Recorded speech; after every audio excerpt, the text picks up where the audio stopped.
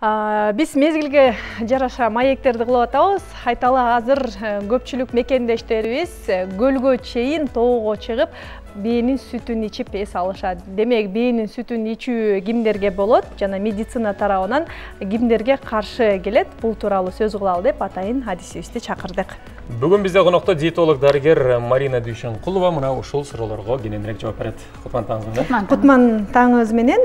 Кымыз тууралуу же бээн сүтү тууралуу айтсак, биздин заманга чейин 484-жылы эле Геродот скифтердин турмушун айтып жатып, алар дарыланчу сонун бир азык менен азыктанышат экен, аны деген кадимки эчкинин терисине даярдашат экен деп айтышат да. Бүгүнкү күндү менен бүгүнкү күндөгү медицинада кымыздын же бээн сүтүнүн орду канчалык деңгээлде? Негизи сиз өзүңүз айта кеткендей, кымыздын, бээнин сүтү негизи абдан пайдалуу. Себеп дегенде негизи эле жылкынын этин мисалы биз колдонобуз. Баарыбыз билебиз, жылкынын эти эң кандай десем, оор эмес, жеңил түрүндөгү эттердин бирине кирет. Ошондуктан бул негизи өзү да жаныбар катары, бул да таза да жүрөт эмеспи? Ошондуктан муну дагы бул жаныбардан алган биз продуктылар дагы таза болуп эсептелинет. Анан ошондой эле сүтү дагы өтө таза болот. Таза дегени эми бул кандай? Бизде азыр баарыбыз билебиз, көптөгөн учурда майлар көп болуп атат, аябай майлуу эттер, майлуу сүттөр депчи. Сүт ошондой эле уйдун деле сүтүн алсак, 1,5 эсе майынын көлөмү азыраак болот бээн сүтүндө. Анан жанагы трансжирный кычкылдары деп коет, бул дагы 1,5-2 эсе аз. Бул сөзсүз түрдө көбүнчөсү мисалы экөөнү баарыбыз эле айтабызбы, бээнин сүтү жакшы же уйдун сүтүн колдонгон оңбу депчи. Мисалы экөөнү салыштырмалуу ала кетсек, уйдун сүтүндө болсо ушу трансжирдык кычкылы көбүрөөк болот да. Ал болсо түздөн-түз жанагы биздин кан тамырларыбыздагы атеросклероз деген пайда болот. Анан майлары чогулуп, анан жанагы кан өтө тургандын стенкалары эми ичкелип, бүтөлүп, ичкелип, анан кийин кан басымы көтөрүлөт. Түздөн-түз бул жүрөккө күч келет. Ал эми бул саамалда бээнин сүтүндө эч кандай бул майлары жок. Майлары бар болгон күндө дагы бул эң эле аз 2%, 2% гана түзө алат да. Бул эми жок, болжол менен жоктукка эле барабар болот. Ошондо сүт суюк болот го, көгүш тартып турат. Ошентип турат да.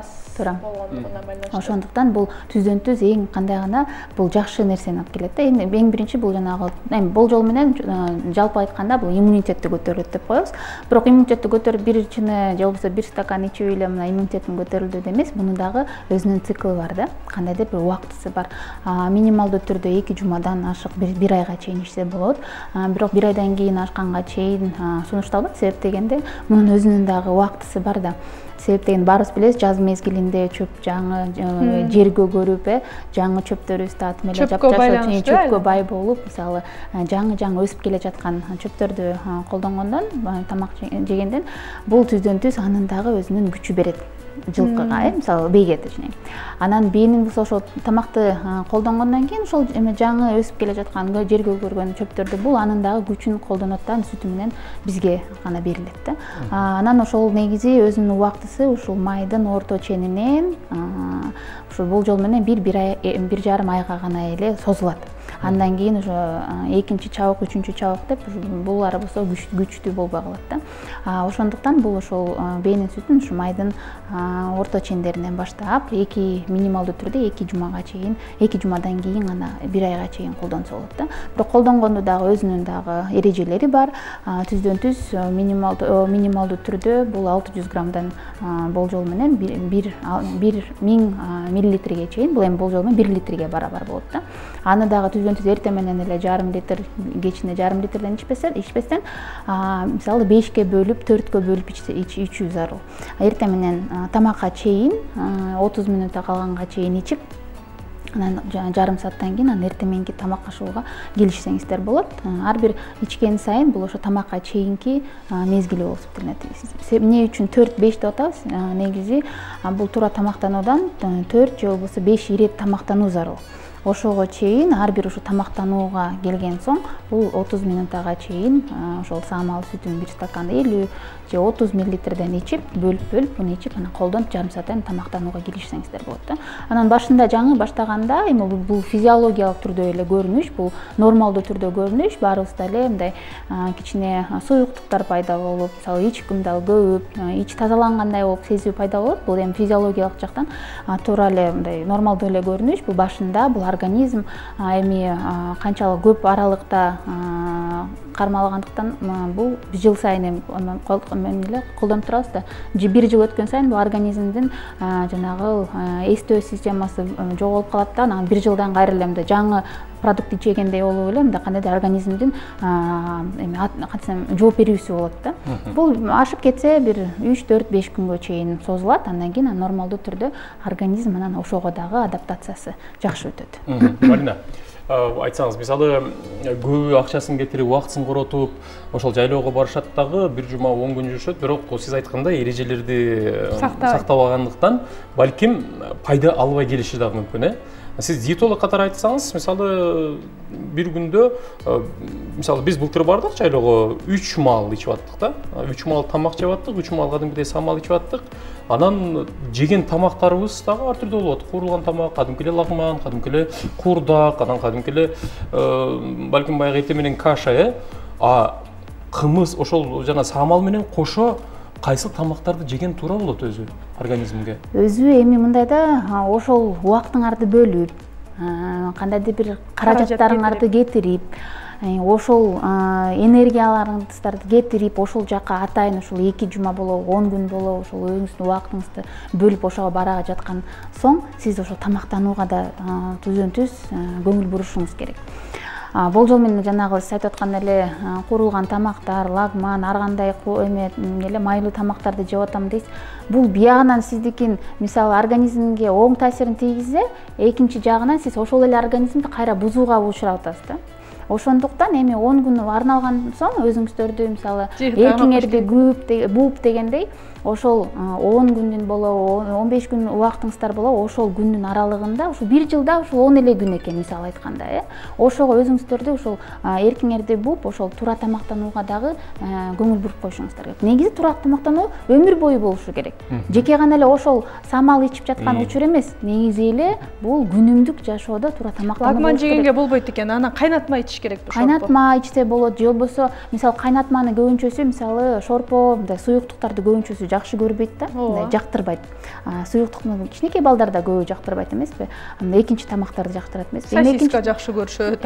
Эми сосисканы эми өзүңүздөр көрүңүздөр, эми составын карасаңыз, курамын карасаңыз, эми анда эт барбы, жокпу, кичине мындай суротуу болот да, анан көптөгөн ар кандай кошулмалар кошулат. Анан мен мисалы, мен өзүм жеке каршымын бул сосискалар себептегенде, бул эми балага жакшылык эмес, бул оң эмес, бул терс таасирин тийгизгенге чейин барабар да. Себептеген анда нитриттер бар.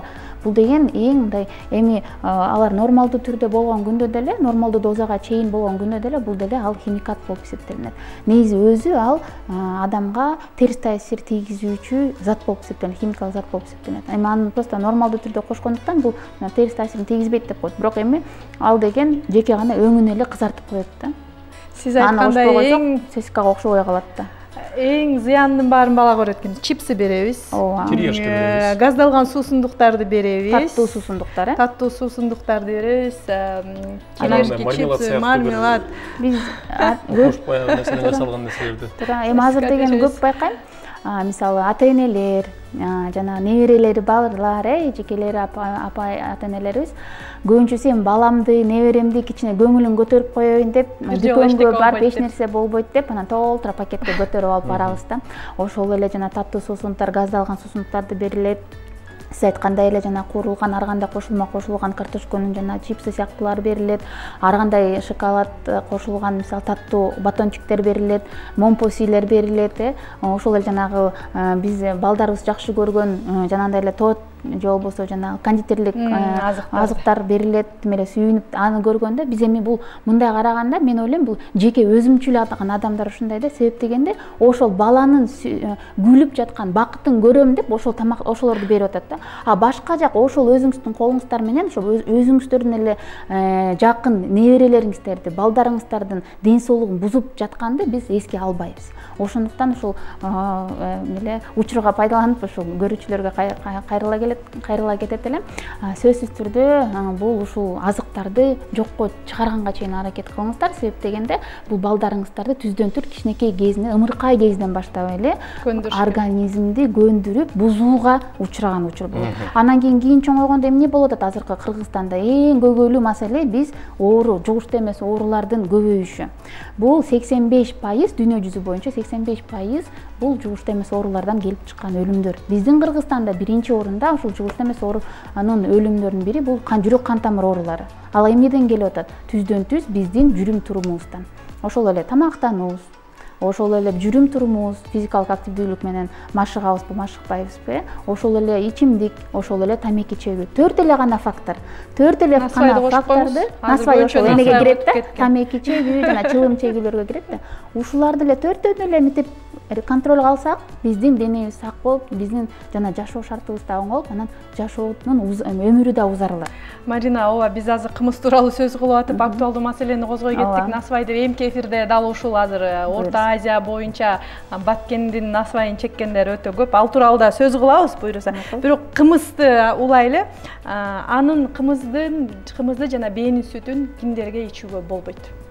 Негизи азыркы учурда кымыздын эми бээнин сүтү түздөн түз кимде оорусу козголуп жаткан учурда колдонууга тыюу салынат. Себеп дегенде ошолор ашказан системасынын дүүлүктүрүгүсү пайда болсо, мисалы ошол эле гастрит же болбосо жанагындай ашказан жаралана учурган нерсе дүүлүп турган учурда болбойт. Эч кандай азыркы учурда ооруп жаткан мезгилде бул циклды колдонууга сунушталбайт. Себеп дегенде түздөн түз организмге күч келтирип коюшу мүмкүн. Себеп дегенде ошол эле кымыз менен сиздер деген ошол жайлоого барып, түздөн түз өзүңүздөрдүн диетаңыздар кандай бир чектөөлөргө душар болгондуктан бул ошол кандай десем ар бир оору өнөкөт оорулар, көбүнчө өнөкөт оорулар ушу козголуп жаткан учурда сунушталбайт. Козголуп жаткан учурларда ар бир өзүнүн оорусунун өзүнүн кандайдыр диетасы болот. Бул жана лечебная диета деп коет. Ошого жараша тамактануу зарыл. Сөзсүз түрдө. Ал эми көбүнчөсү, мисалы кимдерге болот дегенге, бул көбүнчөсү ошол эле ашказан системасы, бирок бул дүүлүгүп ооруп жаткан учур эмес, бул жана ремиссия деп коет, кичине басаңдап токтоп калган учурда акырындык менен организмди көндүрсө болот. Демек, сиздин айтууңуз боюнча майдын орто ченинен баштап 1 айга созулат деп атасыз, июнь. Азыр мисалы биз июнь ортолору бүгүн буйруса биз Замана студиясы эс алууга кетебиз да. Анан 2-3 күндөн кийин биз чыксак жетишебизби? Жетишесиңер эми. Суу самырга барсаңыз айталы, жаз аякта кечирээк келет, чөп кечирээк чыга, ушундай бир немелери бар, Ооба, өздөрүнүн аймактык географиялык жактан дагы өзүнүн өзгөчөлүктөрү бар. Ошого анализдеп бир сыйра карап чыксаңыздар болот. Июлга өтүп кетсе жетишпей калабыз, Жок, июлдун эми негизи мындай деп коет да. Суук жерлерге бара берсе болот, Ооба, 1-1,5 айга чейин созулат негизичи. Бирок майдын ортолорунан гана башталат да.